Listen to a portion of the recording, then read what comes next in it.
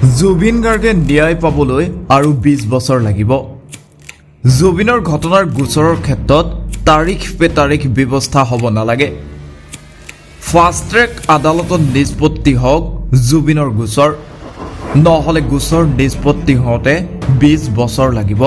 উকিল সন্থাৰ সভাপতি অধিবক্তা অপূৰ্ব শৰ্মাৰ মন্তব্য।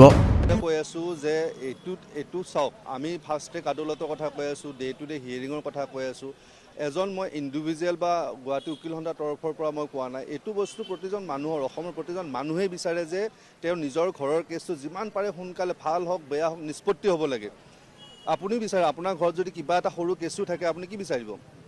আপুনি পটাপট বস্তুটো কেছটো শেষ হওক। ভাৰতীয় ন্যায় ব্যৱস্থাটো এইটো আমাৰ দুৰ্দশা যে এই আপুনি বাচ্চা এই দেখিছে, এই সঁচাকৈ বাচ্চা লৈ আহি আছে, তেওঁ কিয় আহি চিঞৰিবলগীয়া কিয় হৈছে? এই বাচ্চাটোলৈ ইমান বাতি কাটি আছোঁ, মই দেখি আছোঁ তেওঁক বহুত। জুবিন গাৰ্গৰ মৃত্যু গোচৰৰ জামিন আবেদনৰ শুনানি সম্পন্ন। প্ৰাণৰ শিল্পী জুবিন গাৰ্গ নোহোৱা হোৱা 4 মাহ পাৰ হ'ল।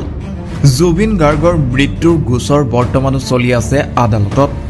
আজি অনুষ্ঠিত হৈছিল প্ৰাণৰ শিল্পী জুবিন গাৰ্গৰ মৃত্যু গোচৰৰ জামিন আবেদনৰ শুনানি।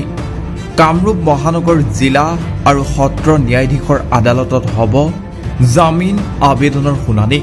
5 অভিযুক্তই জামিন বিচাৰি আদালতত দাখিল কৰিছিল আবেদন। শ্যাম কানু, অমৃত প্ৰভাই জামিন বিচাৰি আদালতৰ দ্বাৰস্থ হৈছিল। একেদৰে জুবিনৰ ভাতৃ সন্দীপন গাৰ্গেও দাখিল কৰিছিল জামিন আবেদন। অৱশ্যে শ্যাম কানু আৰু সন্দীপনে বৃহস্পতিবাৰে প্ৰত্যাহাৰ কৰে জামিন আবেদন।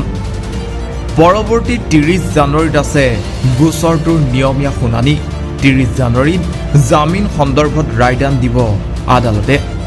কিন্তু যদিহে ফাষ্টেগ আদালতত নিষ্পত্তি কৰা নহয় জুবিন গাৰ্গৰ মৃত্যুৰ গোচৰ, তেন্তে হয়তো দীঘলীয়া হ'ব পাৰে ন্যায় প্ৰক্ৰিয়া, যাক লৈ এতিয়া চৰ্চিত হৈছে ৰাজ্যবাসীৰ মাজত।